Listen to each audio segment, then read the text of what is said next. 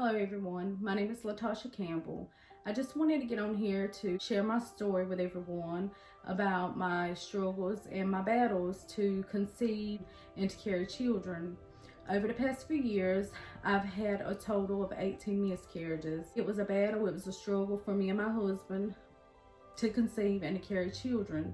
Back in 2005, I did conceive and managed to get pregnant.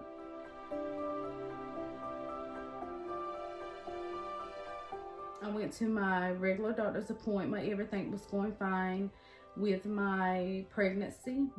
Then later on in my pregnancy, I began to get sick and didn't know what was going on.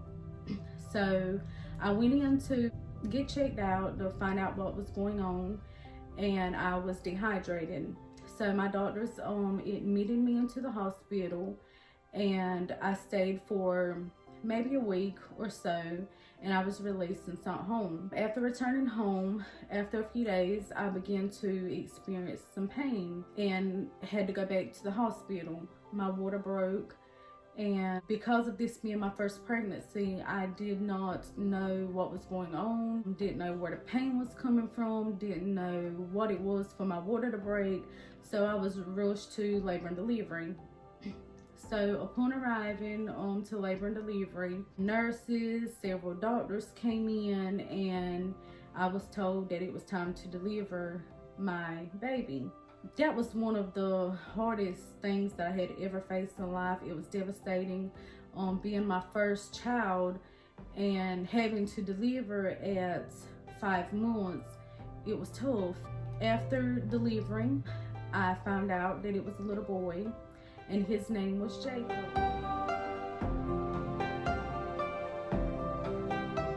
A few days later, because I had to stay in the hospital for a total of 3 days, just as if you would as having a normal or regular birth. I did get to hold my baby. He was able to come in the room with me. And then after 3 days, it was time for me to go home. And I had the option to leave my baby at the hospital or to bring my baby home. And I decided that I wanted to bring my baby home, and I wanted to have a funeral and everything for my baby. So whenever it was time for me to leave the hospital, I got to take my baby home with me. And me and my husband, we rode with our baby home. He was in a little casket and everything. He rode in the middle, and I was on the passenger side, and my husband drove.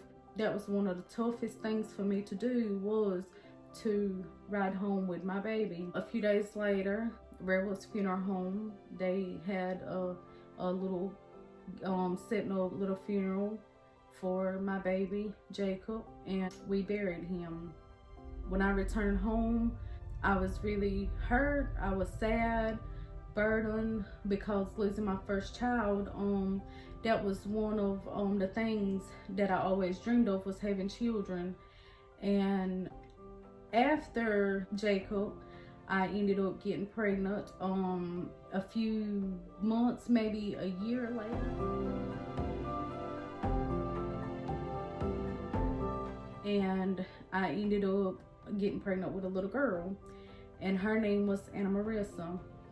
I went to my doctor's appointments. Everything was fine during my pregnancy, and I was thinking, well, you know, maybe I had the first miscarriage, then everything is going to go fine with this one. I had got up to 4 months. I started buying car seats and diaper bag, little playpens, and even my mother, she had purchased several items for the baby. Well, late one night, as I was asleep, my water broke, and I had to wake my husband up, and we had to rush to the hospital. Once I got to the hospital, come to find out that my baby's heartbeat had stopped. My water, it was confirmed that it had broke. I was given medicine to be induced, and I had to give birth to my daughter, just like a regular natural birth. Whenever she was delivered, once again, a few days later, I had the option to leave my baby at the hospital or bring her home. And my option was to bring my daughter home. So once again, I had to have another funeral. My baby had to be buried, and Jacob and Anna Marissa, they were buried side by side.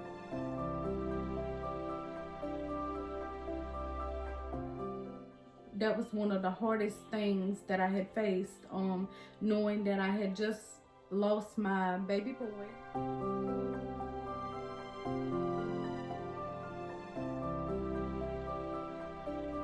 A year before, prior to losing Anna Marissa, and then getting pregnant again, I had got my hopes up, thinking, you know, that everything is going to be fine with the pregnancy. We're going to have a baby girl, and everything was going to be okay.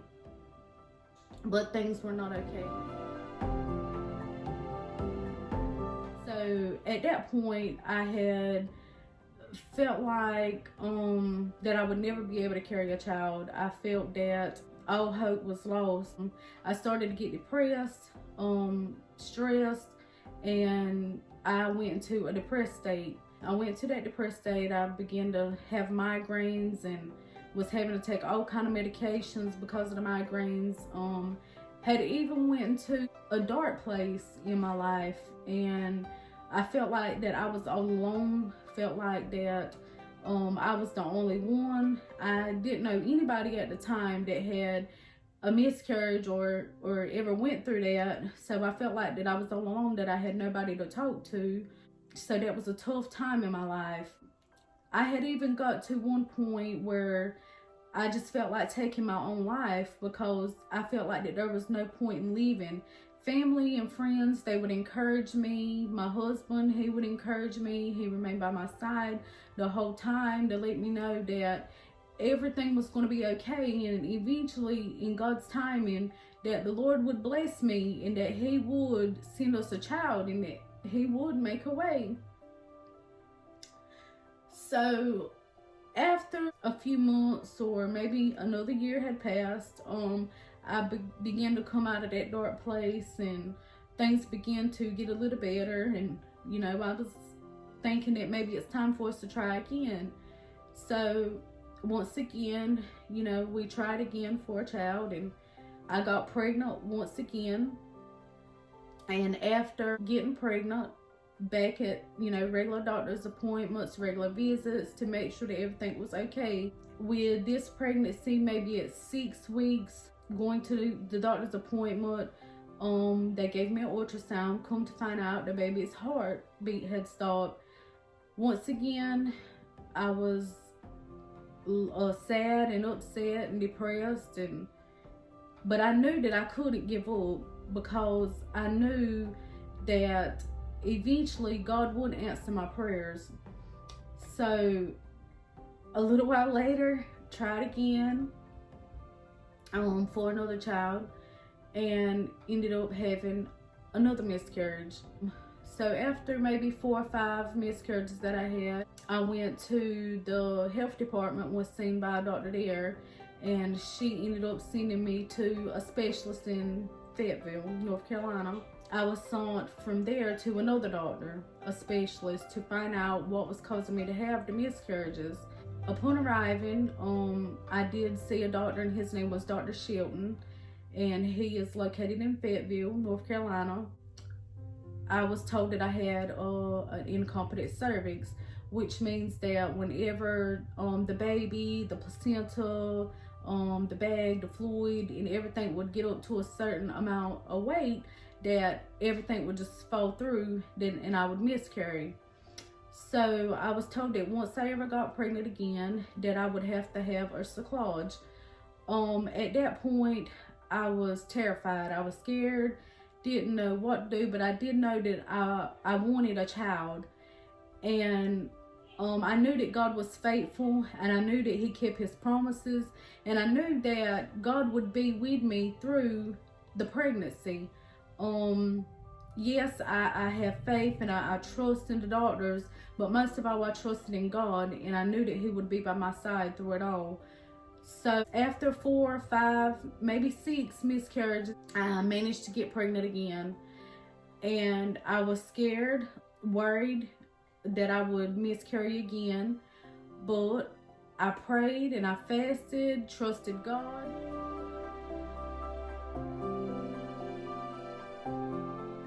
Went to the doctor, and I was told at 12 weeks that I would have to have the cervical cerclage, which is the surgery to keep my cervix closed to carry my baby.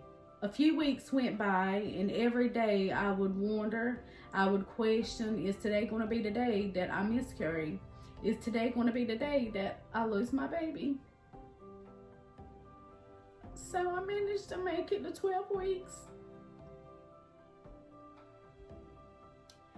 And I did get to have the surgery, the cerclage, to carry my baby. I was wheeled into the operating room, and they explained the procedure. They explained to me that there was a chance that the surgery might not work, that I could miscarry again. But I held on to the faith, trusting and believing that God would allow me to carry this baby. So after my surgery, everything went great. Everything was fine. I was sent home, and after a few weeks went by, I went back to my doctor, and I was able to do an ultrasound, which I think I was like 20 weeks at that point in time, and I found out that I was having a little baby girl. So that was one of the most exciting times of my life.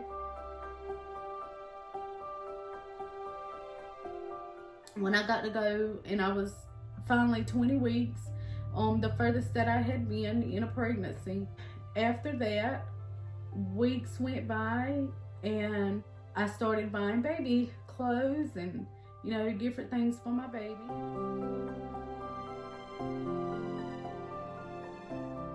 Went to my doctor's appointments. Everything was fine, no complications, and I ended up having a baby girl at 37 weeks, and her name was Amelia Grace Olive.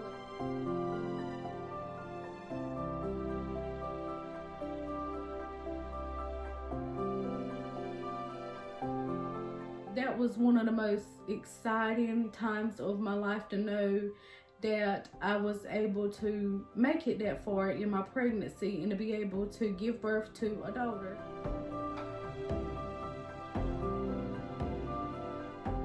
After my daughter, I knew that I wanted more children, but I just didn't know when and how short of time span that I wanted to have another child. So after my daughter, maybe a year or two later, me and my husband decided to start trying again for another baby. I had a few miscarriages after I had my daughter Amelia. I ended up getting pregnant, and went to regular doctor's appointments, and everything was fine. So after a few weeks had went by, went back to my doctor's appointment doing an ultrasound, because me being high risk, the doctor wanted to make sure that everything was fine. I done my ultrasound when I went back to the doctor, and come to find out that once again my baby's heartbeat had stopped. The doctors gave me the option to miscarry on my own, or eitherwise take the medication that they had gave me. So my option was that I wanted to try to miscarry on my own and let my body do its natural thing, to miscarry. So a few days had passed, and I still hadn't miscarried my baby, and I began to hemorrhage. So I had to be rushed to the hospital, and upon arriving, I had to have an emergency D&C. Before I had even went into the operating room, family and friends, they were calling, and one of my aunts, Virginia, she had called me, and she prayed with me, and she encouraged me to let me know before I went in the operating room that everything was going to be all right, that and eventually, in God's timing, that He would bless us with another child. So after that D&C, yes, I had to have a D&C. After that D&C, once again, I was kind of down, got depressed, stressed, but I kept the faith and I held on and believed, that God would bless me like he did the first time. Because that's one thing that I have learned, that, and I had to learn then, that God does keep his promises. So after that DNC, gosh, I ended up getting pregnant again. And several times after that, and a few of those miscarriages, I was able to expel them and pass them on my own. But it was hard, it was tough. That was something that I didn't want to go through. That was something that I didn't choose to go through. But God knew what I could handle, and he knew that if he took me through it or to it, then surely he would bring me through it. So after those few miscarriages, I ended up getting pregnant again. And I went back to the doctor, same doctor, my specialist in Cape Fear Valley, OBGYN. I ended up having to have that same surgery again, the cervical cerclage, the tie my cervix so that I could carry the baby. Around 20 weeks again, went for my ultrasound, come to find out that I was having another little girl. And pregnancy went great. I had no complications.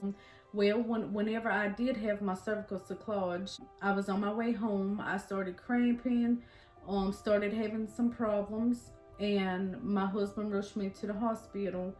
And they were thinking that I was having another miscarriage right after having the surgery. My husband started calling our family members, started calling church members, and asking prayer for me and asking prayer for the baby. I stopped hurting, stopped having problems, and I ended up carrying the baby till 36 weeks, I think it was. 36 weeks, I ended up having a baby girl, and her name was Araya Ollie.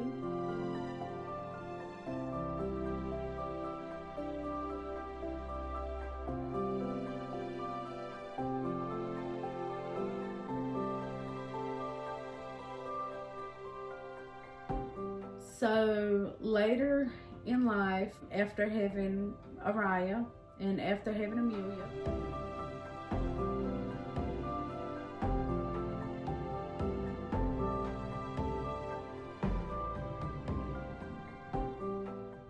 I decided that I wanted to try one more time. Even after all the complications, even after all the problems, all the miscarriages that I had, I still wanted to try again for another child.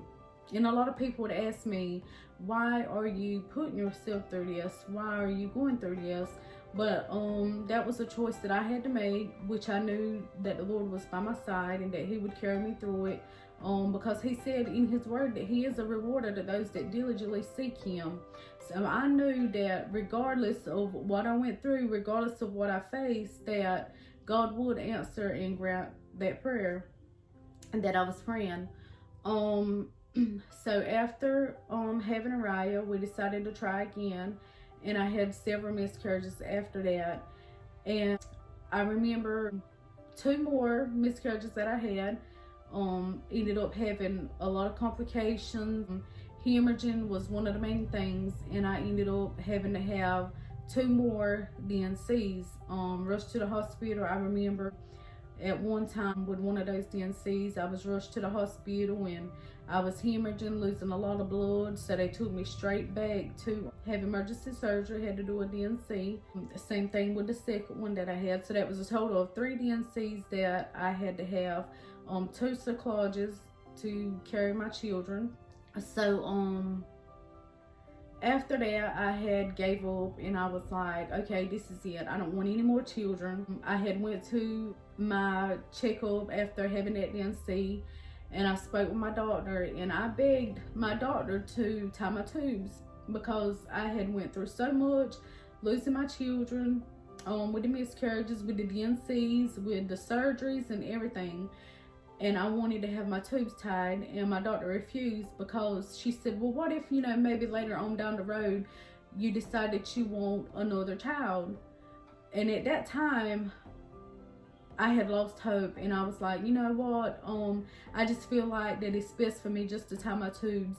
And this doctor, I think her name was Dr. Tawanda Williams, Every time that I would go in the operating room, or before I would enter in the operating room, she would have her nurses and herself would come and grab hands with me, and they would pray with me before she even did surgery. So I said, well, maybe I need to take her advice. I'm going to take it just this one time. And even though at that time I didn't want children, I said, well, maybe it's worth the try. Okay. So years went by. Amelia was 12, Araya was 8, and I ended up getting pregnant later on, which was in 2019. At that time, I really didn't want any children, but I was thankful that God allowed me to conceive and get pregnant once again. I started having some back pain and hurting really bad, had some spotting. I went to the hospital and was seen, and I knew that those were some of the symptoms that I had before when I was having a miscarriage. So upon arriving to the hospital, I was checked in, doctors seen me, drew blood and everything. And the pregnancy test was negative. So they gave me some pain medication, gave me some antibiotics, and sent me home. So all throughout the night, the next day, I still was having the same problems. So I said, I told my husband, I said, maybe it's best for me to go on back to the hospital and let them see me again. I went to the hospital that very next day. Doctors doing a pregnancy test, and at that time it was positive, when the day before it was negative. Doctors told me that it was a threatened miscarriage because my numbers were so low that there was no way that the pregnancy would make it. I was really hurt, upset, even though at that time I didn't want children. I was hurt, I was broken, shattered. So I went home, talked to my husband about it, and I said, whatever the Lord's will is, let it be done. So that very next day, I was in so much pain that I had no other choice but to go to the hospital. So I went back to the hospital, and they redone the blood work and everything, and they just knew that I was having a miscarriage. My numbers were not going up. They just told me to go home, that eventually that I would miscarry, that there was no way for me to carry the child. So earlier that week, the Lord had been telling me to read some scripture, and I sought it off, and I just pushed it off, and I was focusing more on the pain than going and reading that scripture. So that night, after leaving the hospital, when I got home and I read that scripture that the Lord had told me to read, and I got on the phone and I called my best friend, which is Gabrielle Jones.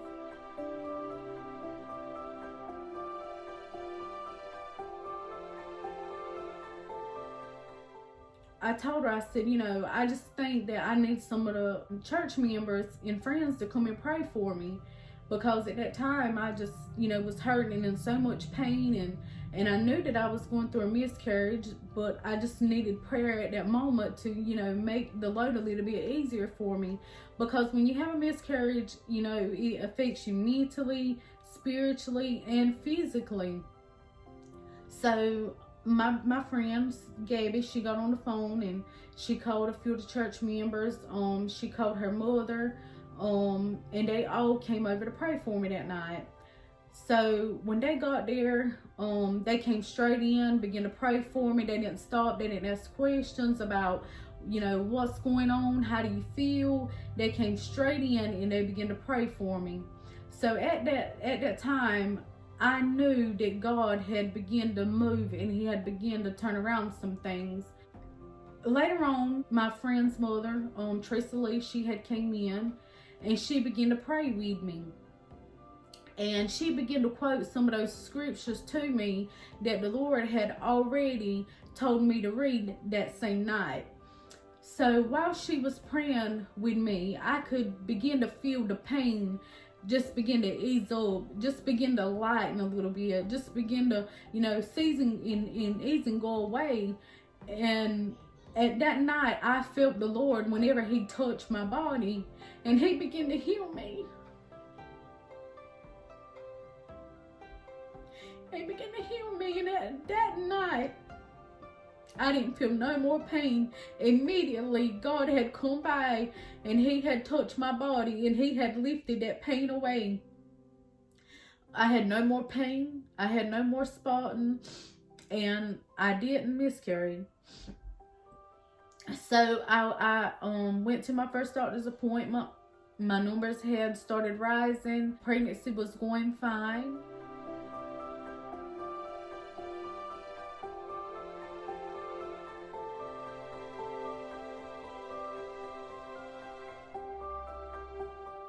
No more complications was I having. My doctor was Dr. Samuel Cummings, and he's located in Pembroke, North Carolina.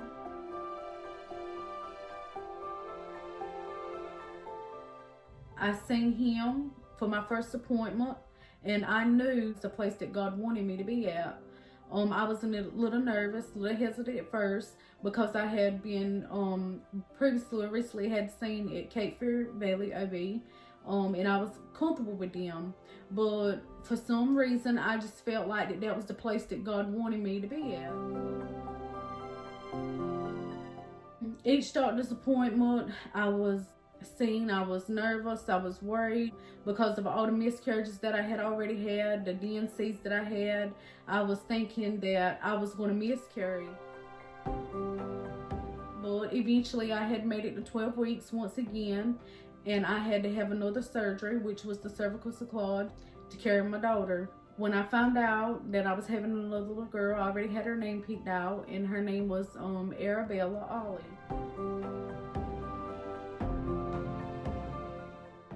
At 19 weeks pregnant with Arabella, I began to lose my mucus plug. I went to the emergency room. They confirmed that I was losing my mucus plug, but told me that it wasn't anything that I really needed to worry about. Everything was going fine in my pregnancy. I didn't have any complications whatsoever. But at 26 weeks, I began to have contractions. I had contractions all that day. But I really didn't think or know that it was contractions. Later that night, me and my best friend, Gabby, we had talked, and she said, well, maybe it's best for you to go on to the hospital. So when I arrived to the hospital, they confirmed that I was having contractions. My heart was broken because I was 26 weeks, and I didn't want to have my baby early because at 26 weeks, they stand a chance of not making it. The numbers are very low. So the doctor came in and they gave me a medication that was called Meg, and I began to experience, all kind of feelings. I was flushed, hot. That medicine didn't work, so they wanted to give me other medications, and I was still having contractions. My pastor came in, he prayed with me, our youth pastor.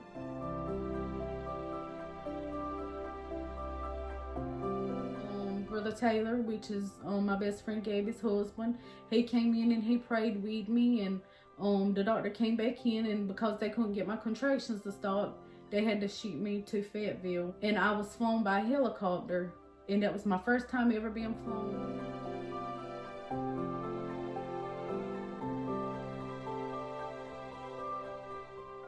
By helicopter anywhere. So I was flown to Cape Fear Valley Hospital. The contractions stopped, and a few days later I was sent home. A few days later after that, I was sent back to the hospital because of contractions. And once again, I was given medicine to stop my contractions, but nothing worked.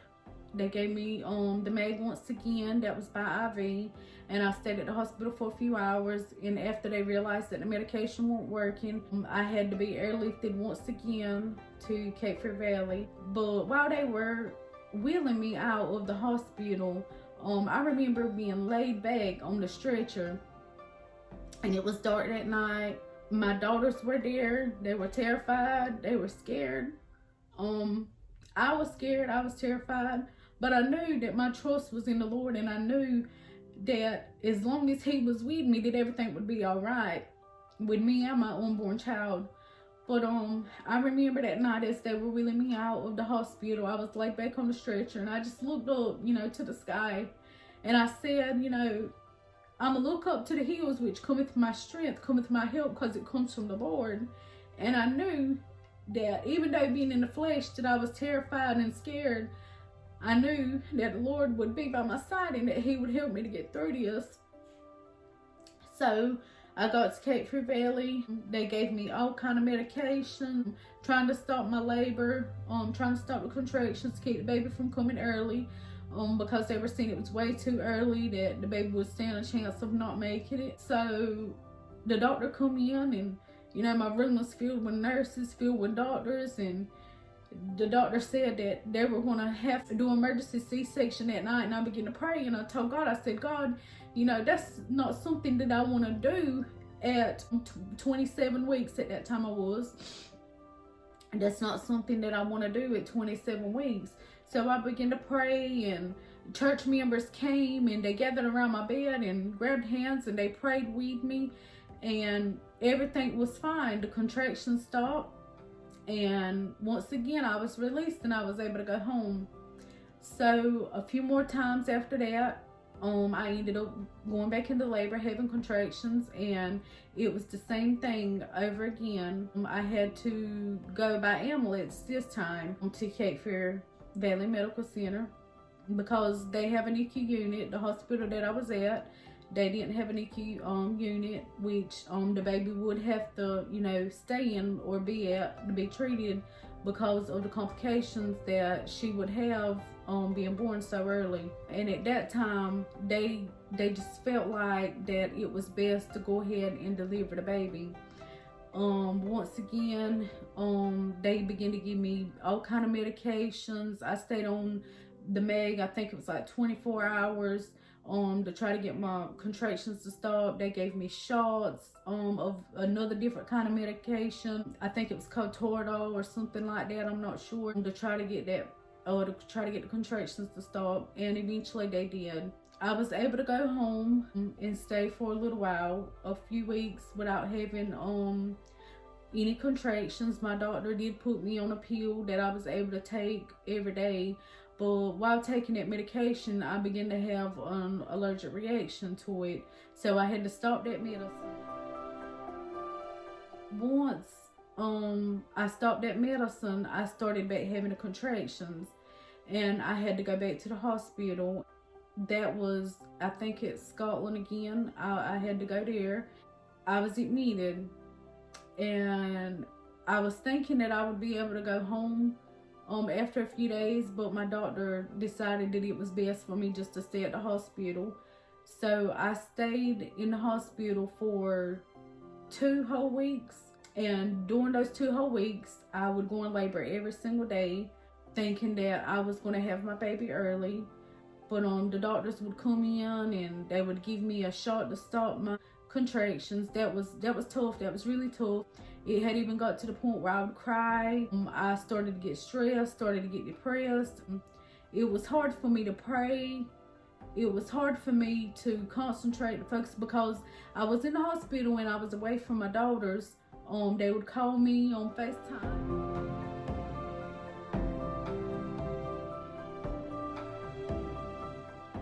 They would cry and I would cry, because I didn't know if I would even be able to make it back home to my daughters, because it's just how sick I was. But every day I would pray, and I would ask God to give me strength and to help me through, and allow my Arabella to be able to make it.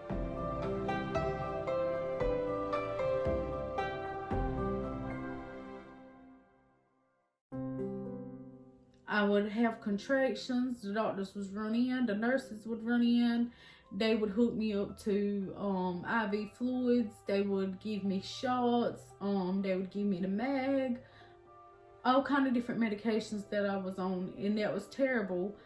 But I knew that the benefits, you know, were great, because my daughter's lungs needed to develop, and she needed to be healthy whenever she, you know, entered into this world.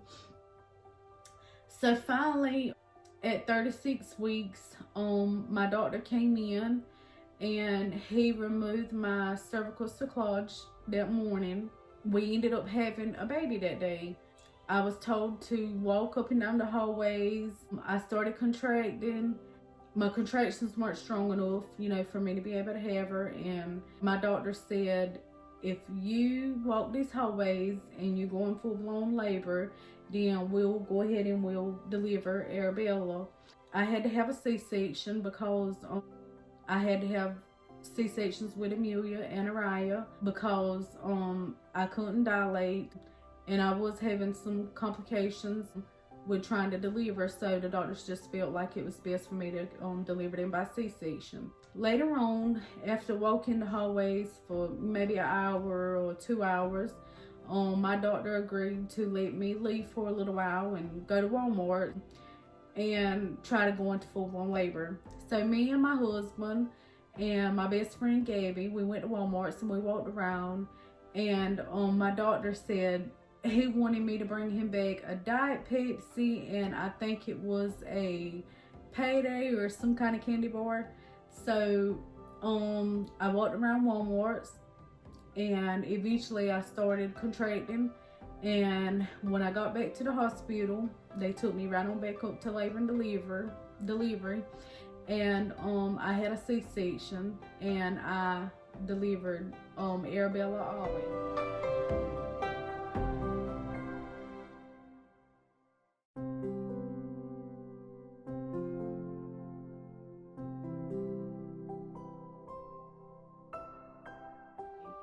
She was born March the 10th, 2020. She weighed 4 pounds and 13 ounces. When Arabella was born, she only weighed, like I said, 4 pounds and 13 ounces. And she had to be put in the NICU unit because she was having respiratory problems. She was having a lot of problems with her breathing. And that was one of the hardest things for me to see, because when I finally got to see my daughter, she was hooked up to a CPAP machine. She had a feeding tube.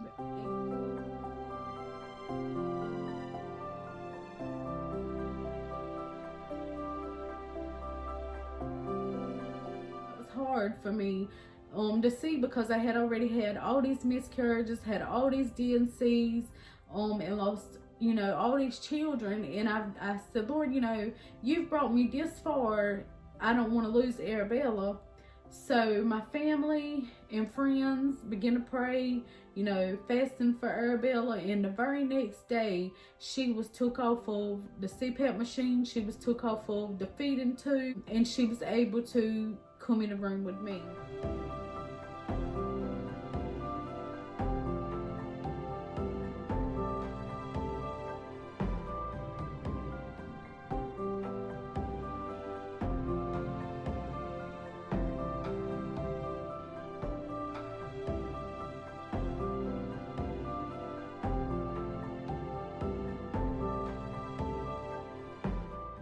After being in the hospital for 3 days, Arabella was able to come home. She was healthy. I was healthy and everything was going fine.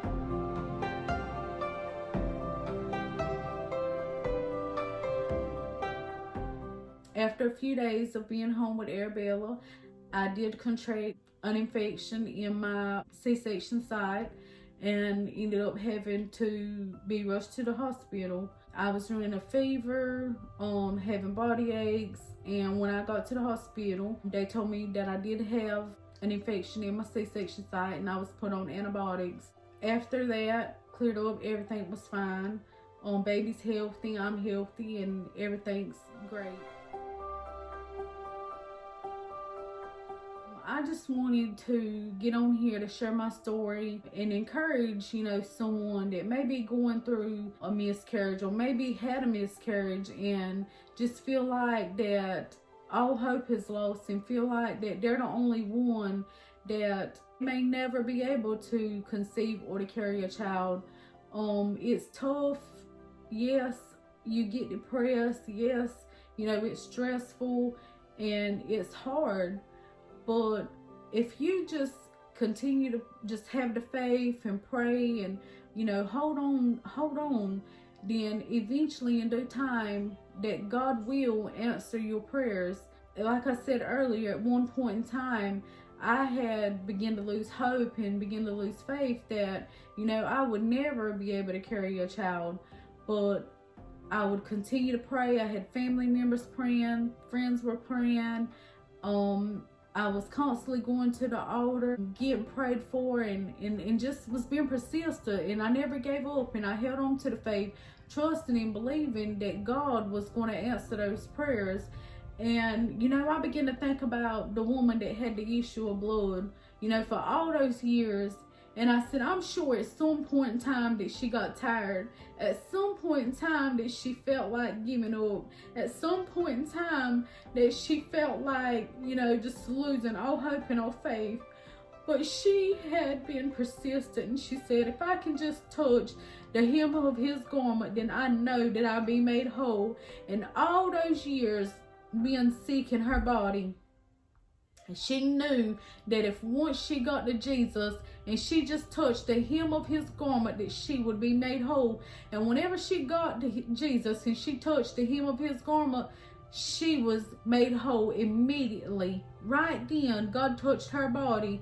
And we have to have that same faith. We have to hold on and trust and believe that just in a little while that God will come and see about us.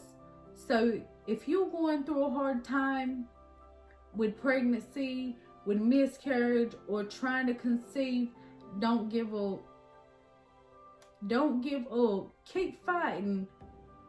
Keep trusting and keep believing that God will come and see about you.